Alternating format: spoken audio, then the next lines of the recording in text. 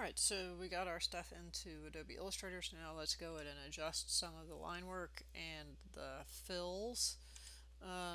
Couple of things to do in the beginning. If you open your layers, you should see your layers in here. If you didn't, then you need to go in and re-import, making sure that Paste Remember Layers is on. But you could come in and there's a def points layer and go ahead and turn that off and lock it. It has to do with the white rectangles that we don't need to use, so you can do that.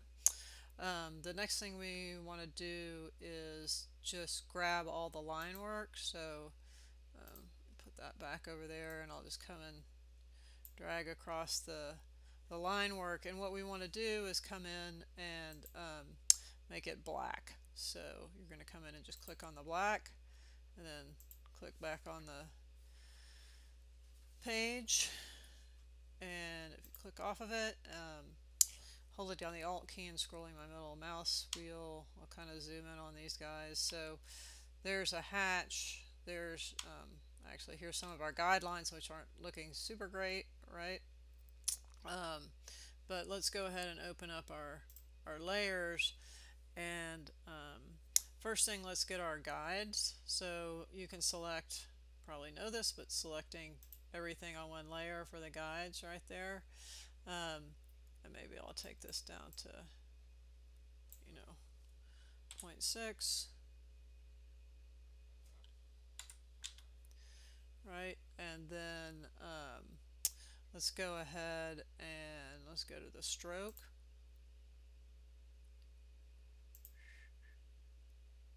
Oh, it's just very slow. Go to the stroke and go ahead and butt cap these and make them corner. Let's give it a minute, and then we're gonna let's go ahead and do a 2 and 2 dash.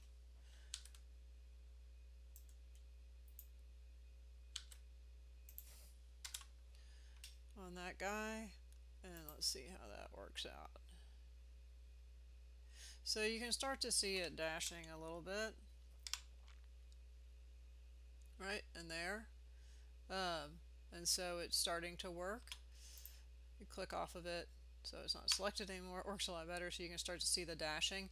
You can adjust, make it a light gray, whatever you would like to do, but sort of start out, with that. And then for the important layer, which is your cut layer, let's go ahead and let's put that at 2 points.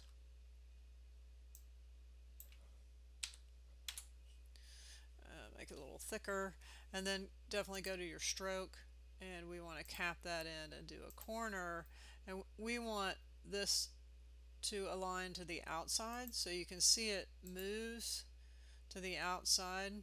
Let me see, let me put it up here. I'll get a little closer. You can kind of see what happens when we change that. So if I go back to the stroke and we move it to the inside, it moves it to the inside, and that's centered so it goes right over. But if we go to the outside, then you can kind of see as things peel off of it, it does a nice job of kind of creating multiple readings. So go ahead and do that. And then the next thing, is a little pokey. Next thing we want to do is let's go in and maybe take a look at the center lines. There weren't any center lines, so maybe let's take a look at this, and we can look at the hatch and at the center line. So if we go to, these guys are just a little dark, so let's go and mess with those guys a little bit more. So those are the guides, right? So I'll pick those guys, and maybe we don't have the stroke for those, and get a little lighter. Whoops, nope, definitely want a stroke for those. Let's see.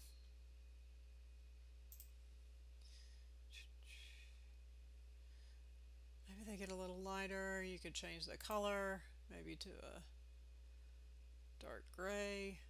Don't know. I'll have to see how it works. Maybe I'll leave it up to you guys. You can go in, but let's go ahead and let's deal with the dashed above, right? Because that's that center line. So let's see the stroke. Maybe it goes to like a 0.5. Let's do that. And let's take a look. Do that and that. And then let's take this to like, I think what was used before was a 5, a 2, and a 5. Ooh.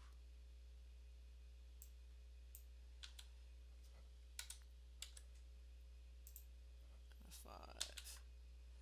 Let's see what that looks like. Yeah, so you get kind of a center line. It's a little thicker, so hierarchically, I guess we could do something a little bit more. Ooh, it seems like 0.6 would be plenty. Yeah. So we're starting to do that, and then the last thing we want to do is select the hatches, right? And we want to go and under the swatch libraries menu, you can go to the patterns, and we want a basic pattern, and we can just look at and see what it looks like with lines in it, right? So we pick that, there's lines. You can of course change it, different kinds of lines. We're just going to stick with that.